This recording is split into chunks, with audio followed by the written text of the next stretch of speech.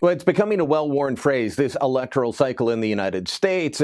It's not like anything we've ever seen before. Last week, plenty of people were saying that about the Republican National Convention. And this week, the Democratic National Convention's kicking off, and it's just blowing away anything at the RNC last week, from the leaking of 19,000 emails showing the party operatives working against Bernie Sanders and for Hillary Clinton.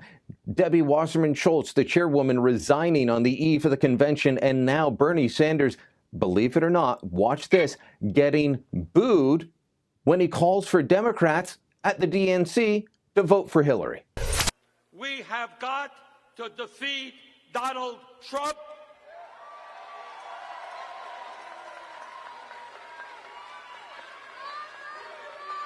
And we have got to elect Hillary Clinton and Tim Kaine.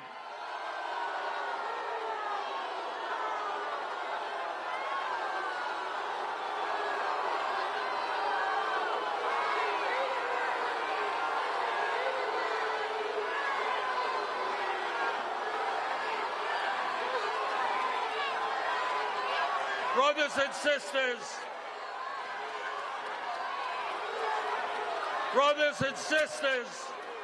Ray Hurd joins me now. Ray, in your long career watching politics, being involved in politics, have you seen anything like this? I mean, some might say, well, Ted Cruz got booed last week, but he was booed for not explicitly endorsing his party's candidate. Bernie Sanders is being booed for calling on people to vote for their party's candidate.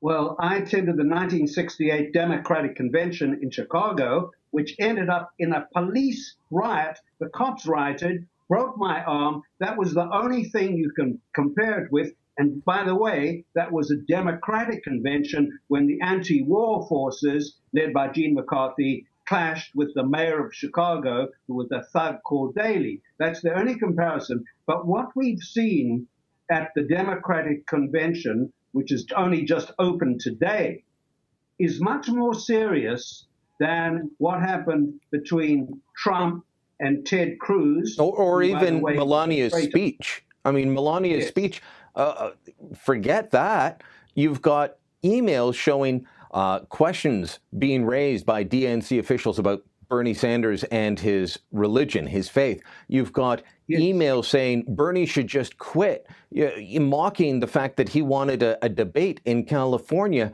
showing that they were actively working to get Hillary Clinton the nomination when they're supposed to be the neutral observer, the neutral arbiter of the whole system. Exactly. And also some of them were taking cheap shots at Barack Obama.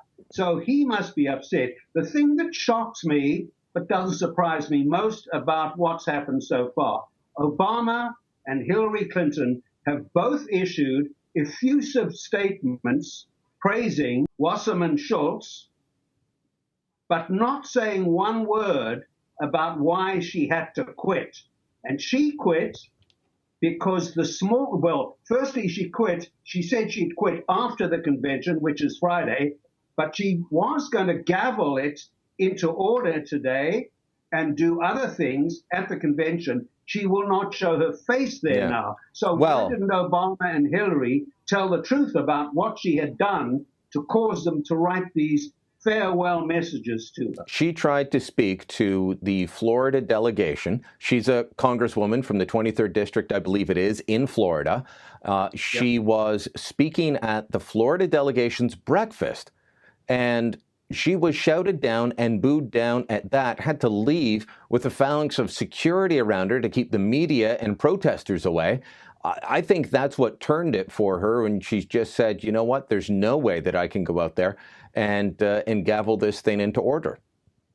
I think it came from higher. I think Hillary's people realized that if Wasserman Schultz showed up on the convention platform, that there would have been absolute chaos, and that would have been the story. They've tried to stop that. But the Bernie Sanders, who has loyal supporters, most of them highly educated, most of them under 35 years old, they will continue, I think, all week to create trouble because they don't follow their leader. Bernie demanded that they support Hillary, and they heckled and booed him, even though he's their hero. So this is much more serious. And let me tell you why I think it's so serious. Hillary Clinton will lose unless she, with the support of Bernie Sanders, can somehow persuade millions of skeptical young Americans who want to join what Bernie calls his revolution. I don't think they'll succeed. I don't think many will vote for Trump. I do think a lot of them will sit on their hands and not vote. And everyone who doesn't vote is a vote for Donald Trump. Well, the Real Clear Politics has a tracking poll, and you can go on there and find out how each candidate is doing in their latest polls. CNN had a poll out just today showing that it's actually Trump out ahead, that he got a really big bounce from his convention. So this is a poll conducted last week with ORC, and they've got it 48 for Trump, 45 for Hillary Clinton. CBS News has a poll out today as well, 44 for Trump, 43 for Clinton. This comes after not only a bump in the convention, but also a lot of bad negative stories about him all last week, and he's still rising. And the troubling thing for Hillary Clinton, and this speaks to your point about Bernie Sanders, or Bernie Sanders supporters, 68% now say they find Hillary Clinton untrustworthy. That is her biggest problem. She's not credible. And after the Democratic convention, the next bigger circus will be the TV debates between Hillary and Donald Trump. Now, Donald Trump basically, like Reagan, is an actor, a reality show star. He knows how to perform ad-libbing live.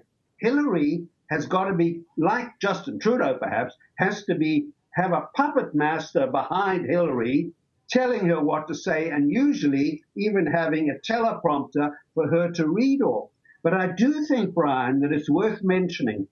I have a friend who was very senior politician under Pierre Trudeau with access to security files. Do you know what he believes? He believes the Russian hackers, which is basically the Russian Putin government, hacked Hillary's emails. She had about 30,000, very few of which have been disclosed. And my friend believes that the real story, the backstory here, is that the Russians are going to blackmail Hillary Clinton and say to her, unless you lay off criticizing us over this release of WikiLeaks, they called, we will disclose your emails, and they could send you to jail. I keep hearing this, and Democrats are pushing this idea that it's Vladimir Putin who's behind this hack. It's Vladimir Putin that released it now because he wants Donald Trump to be elected.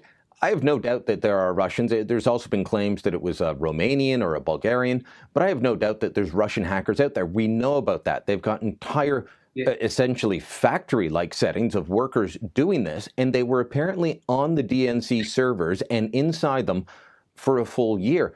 But I don't buy this idea that it's Putin trying to get Trump in.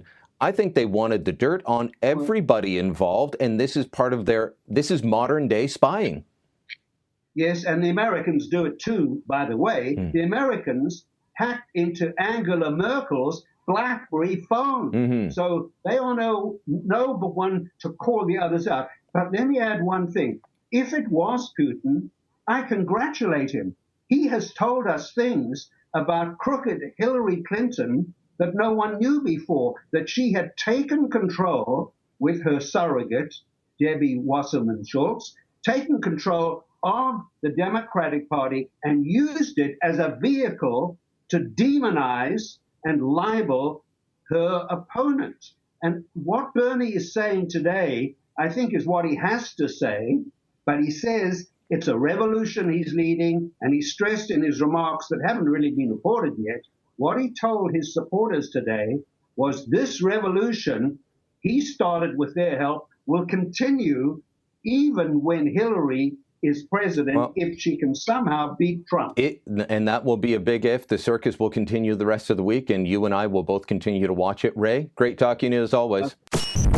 Thanks for watching. Click here to never miss a Rebel update. Want even more of the Rebel? Well, click here to become a premium member.